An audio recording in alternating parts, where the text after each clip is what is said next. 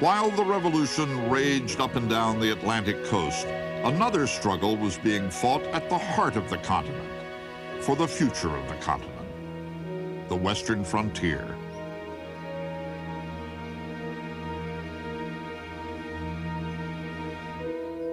For years, American settlers had been pushing their way into Britain's vast lands beyond the Allegheny Mountains. In response, the British began inciting their Indian allies to attack them.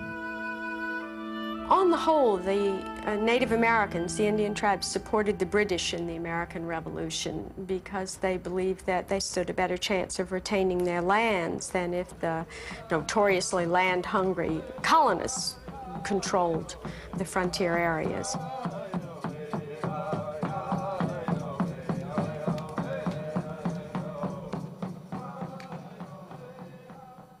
In 1778, a plan to cut off the raids was proposed by a tough, red-haired explorer from Virginia, Militia Colonel George Rogers Clark.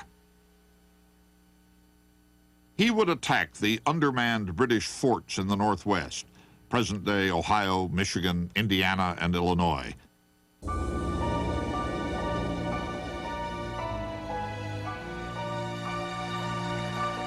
On the 26th of June, Clark and 175 frontiersmen shot the rapids of the Ohio River into enemy territory.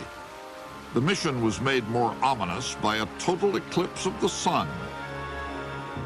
Clark assured the men it was a good omen. Pushing them around the clock, Clark got his men to the mouth of the Tennessee River in 4 days, then led them overland to hack their way through 50 miles of forest. George Rogers Clark, is he a great tactician? Not terribly.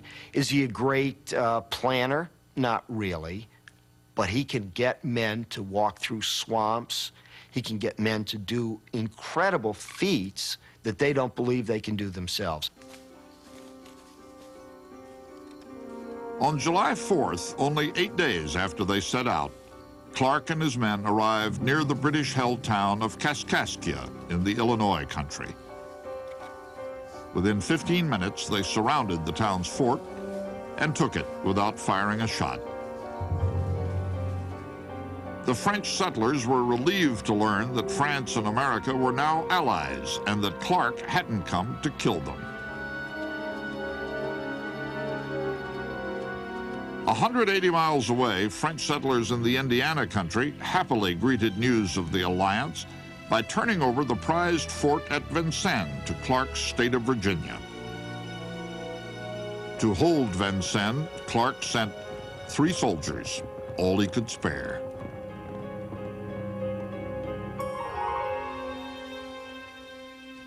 Six months later, the fort was retaken by British Lieutenant Governor Henry Hamilton, called the hair buyer for his willingness to purchase rebel scalps. When Clark heard of the loss of Vincennes, he lamented, "I would have bound myself for 7 years a slave to have 500 troops." What he did have were 150 troops and few supplies.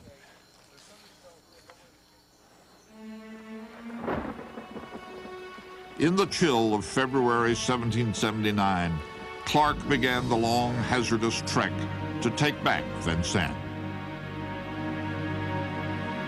In places, the country was flooded 5 miles across with chest-deep, icy water. Rarely did the men wear dry clothes or sleep on dry ground.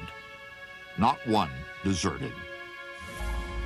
They began to think themselves superior to other men, and that neither the rivers or seasons could stop their progress. George Rogers Clark.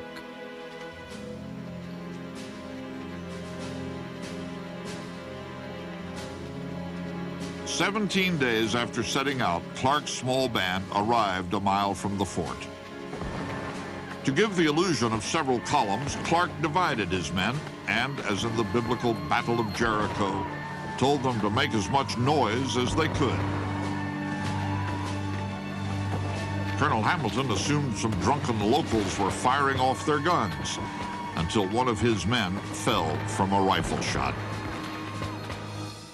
The next morning, Clark demanded that Hamilton surrender immediately and unconditionally. Hamilton refused. That afternoon, Clark forced Hamilton's hand. His men had just captured an Indian raiding party, including the young Ottawa chief Makut Mong. Clark ordered the Indians tomahawked in full view of the fort.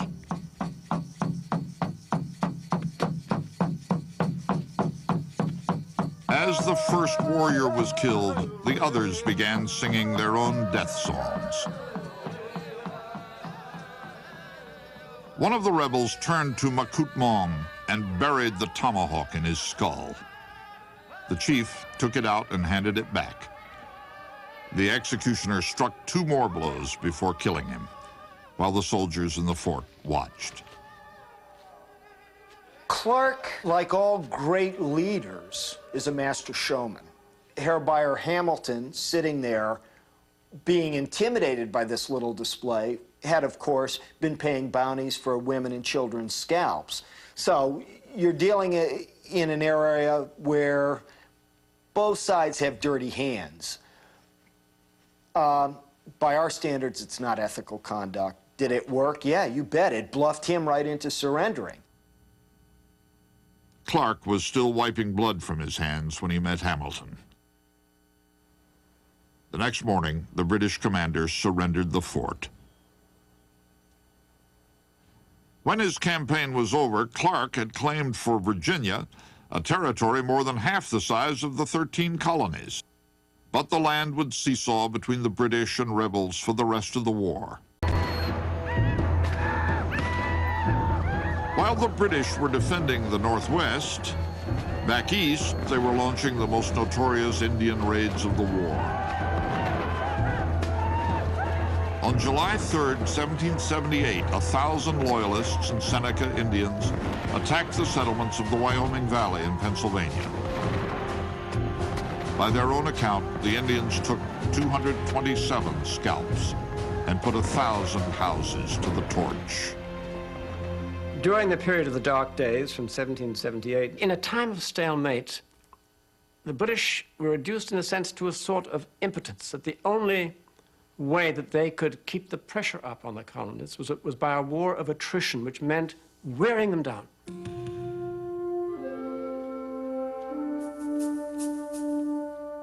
In November, about 50 miles west of Albany, a party of Mohawk warriors and Tory Rangers descended upon Cherry Valley, New York. The town was plundered and torched. 32 men, women, and children were slaughtered, many both scalped and dismembered. For both Congress and General Washington, the massacres were the last straw. In February of 1779, Washington ordered the total destruction and devastation of the Indian settlements and the capture of as many prisoners of every age and sex as possible. The Indian country was not merely to be overrun, he said, but destroyed. The commander-in-chief committed nearly 5,000 troops to the mission. The American Army leveled more than 40 Indian towns and their fields and their orchards. 80% of the Seneca's tribal land was ravaged. Devastated, the Six Nations of the Iroquois were forced to beg food from the British that bitterly cold winter. Hundreds died of starvation and disease. Others froze to death. The Iroquois never recovered. Years later, the great Seneca chief corn planter confronted George Washington. When your army entered the country of the Six Nations, we called you the Town Destroyer. And to this day, when that name is heard, our women look behind them and turn pale, and our children cling close to the necks of their mothers.